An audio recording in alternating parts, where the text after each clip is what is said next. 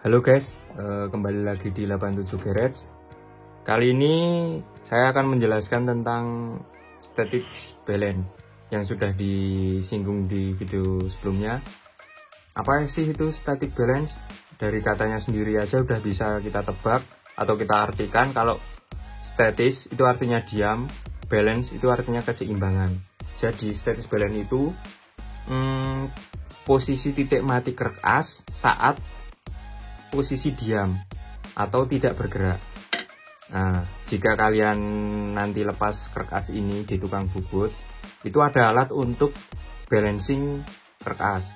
Nah, kalau balancing biasa kan kalian cuman di balance supaya nanti angka di dialnya itu di sini 0, di sebelah satunya juga 0, itu biar tidak getar.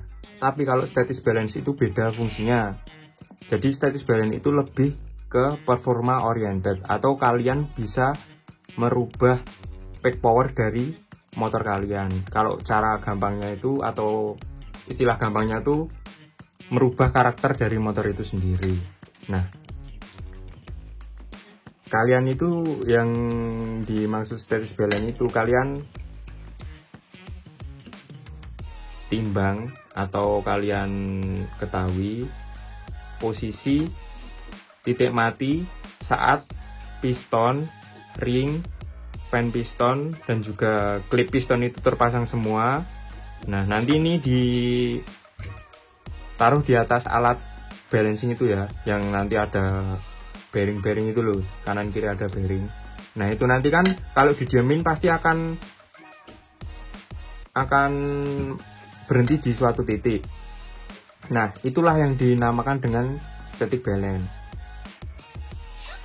Jika kalian ingin performa di RPM atas, kalian harus memundurkan sedikit posisi titik mati dari posisi standar motor.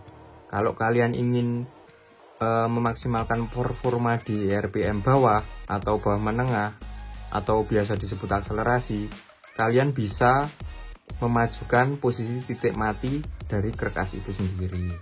Nah, kenapa sih kok perlu dilakukan static balance pada pemasangan stang piston summer racing ini?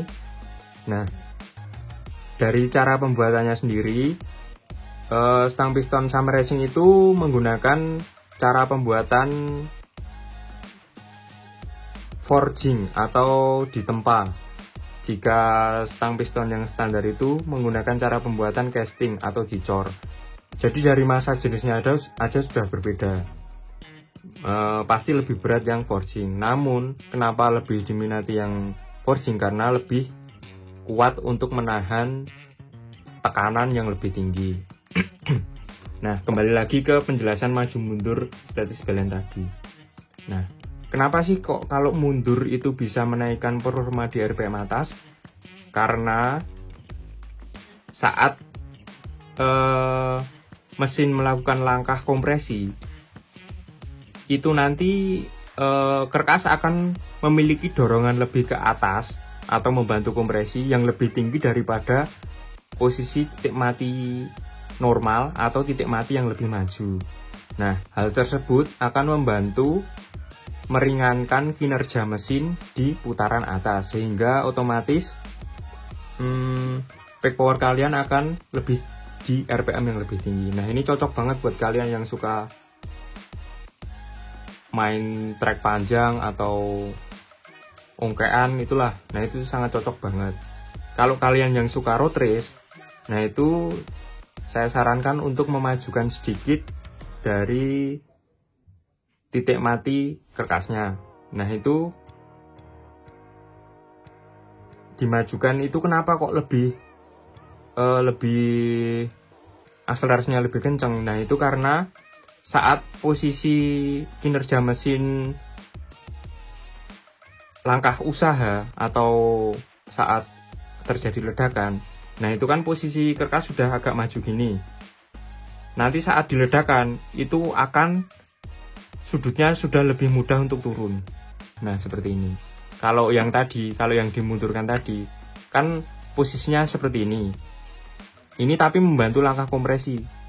Makanya tenaga di RPM bawah lebih agak kurang kalau yang dimundurkan. Nah, jika kalian masih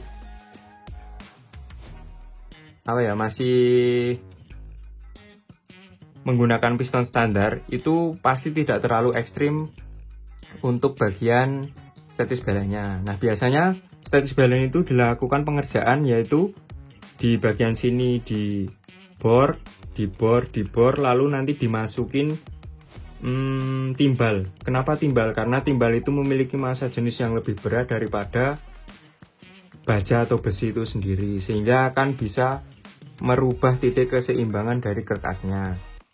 Nah, sekedar saran ya ini teman-teman. Misal kalian sudah punya stang piston yang SAM Racing, lalu kalian menaikkan cc dari motor itu sendiri dengan cara bore up. Nah, usahakan piston kalian itu jangan saat posisi mentah seperti ini saat kalian mengstatis balance, tapi kalian harus sudah menghitung kompresi dulu.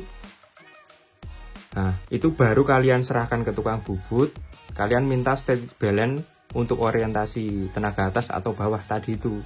Kenapa? Karena saat kalian posisi piston masih mentah, itu kan piston masih terlalu berat. Jika kalian memaksakan saat kondisi piston masih seperti ini, dan lalu kalian coakkan pistonnya ke tukang bubut, itu akan berbeda nanti titik matinya. Makanya saran dari saya itu, sebelum kalian melakukan statis balance, kalian harus sudah menemukan dum dari piston itu sendiri, dan juga sudah menghitung berapa kompresinya. Nah, untuk kalian yang masih kebingungan tentang statis balance, kalian bisa juga konsultasi kepada kami, menanyakan tentang statis balance itu sendiri. Untuk nomor kontaknya kami sertakan di deskripsi. Untuk kalian yang kebingungan juga mencari tukang bubut yang terpercaya di daerah sendiri-sendiri, kalian juga bisa mengirimkan kertasnya kepada kami, dan juga akan kami kerjakan statis balance sesuai dengan requestan kalian. Nah, sekian video pada bagian statis balance ini. Mohon di like, komen, dan subscribe. See you guys.